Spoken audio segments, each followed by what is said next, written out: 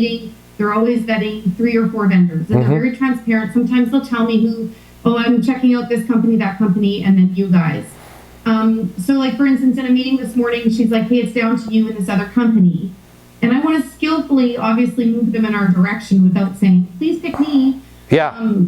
You know, and so initially in the initial meeting, I asked, like, what's the criteria you're weighting this against? Like, what are you know, asked all the questions. Those are great. Specific address that, and I knew what they were judging on. So kind of their top 3 things they're judging on.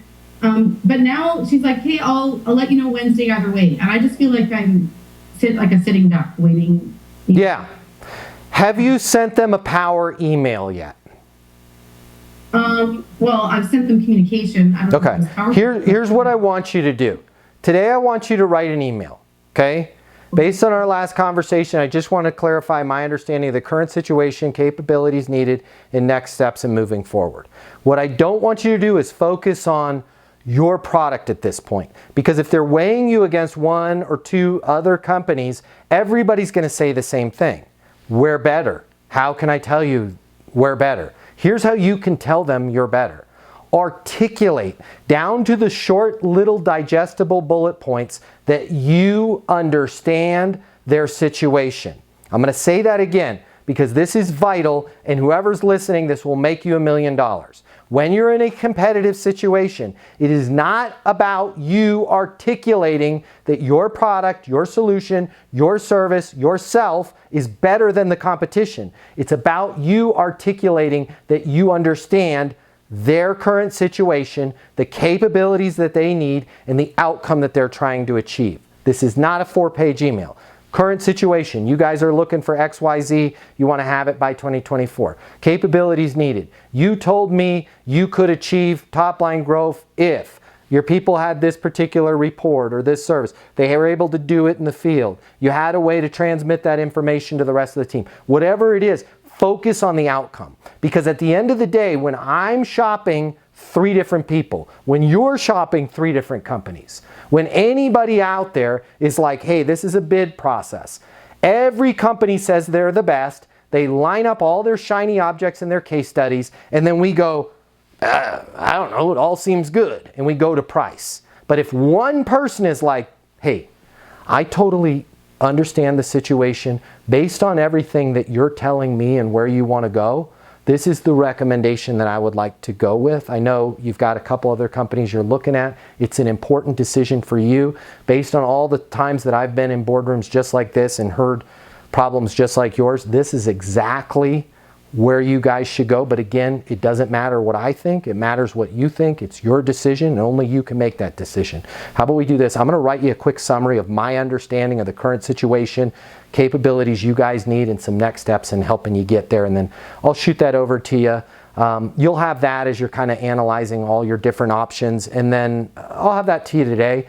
What's a good next step for me in terms of, you know, reaching back out to you? Man, that would be really helpful. Give me a call next Friday. Perfect. I'll call you next Friday the 22nd if I haven't heard from you before then.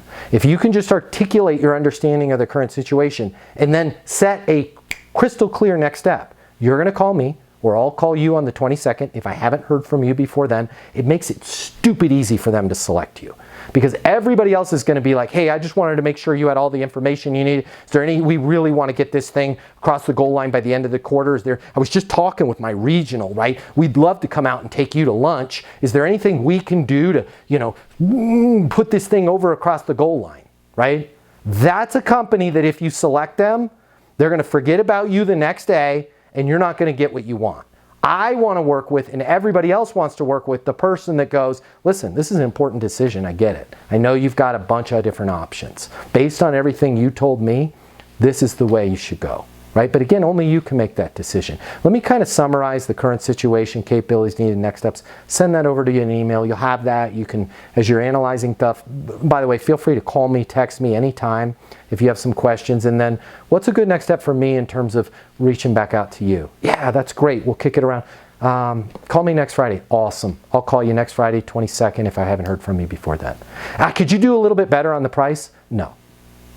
Well, the other company is giving us 30% off if we sign by the end of the quarter. Got it. Just out of curiosity, Why do you think they're doing that? Well, because they want the business. Because probably not closing a lot of deals. Yeah. I mean, based on my understanding, I'm happy to see if we can reduce the scope of the project, but based on everything you're telling me and where you want to go over Q1 and Q2 of next year, this is exactly how it's set up, and that's how I priced it. Does it make sense to move forward? Right? Like, yeah, I mean, 30% is 30%, but if this thing doesn't go up, we need the right people. Totally get it. Would love to be that person. Does it make sense for us to move forward together? Yeah, you know what? Forget calling me next Friday. Let's just go ahead and do it. Right? Like, the more you can articulate that you understand their situation, the better off you're going to be. Otherwise, you're in a race to the bottom if you're just sending them case studies and discounts and offers for lunch and all of that stuff. I'm not sure if it's for you, but if you work in sales and you absolutely positively have to double or triple the amount of money you're making in order to truly enjoy your life, click the link here. My name's Matt Easton. I'm the founder of Easton University. It's the most effective sales coaching in the world. Click the link here. Check it out. You're going to see we'll give you access to an on-demand learning portal that's going to give you video coaching with me on everything you need to know to double or triple your income, or even more. Everything from prospecting to closing to handling objections and complaints to building your personal network and self-confidence, but it doesn't stop there. Click the link here. You're going to see that when you get a membership to Easton University, you're also going to have the ability to do live coaching with me twice a week. You can ask me any questions. We can work through anything you're struggling with.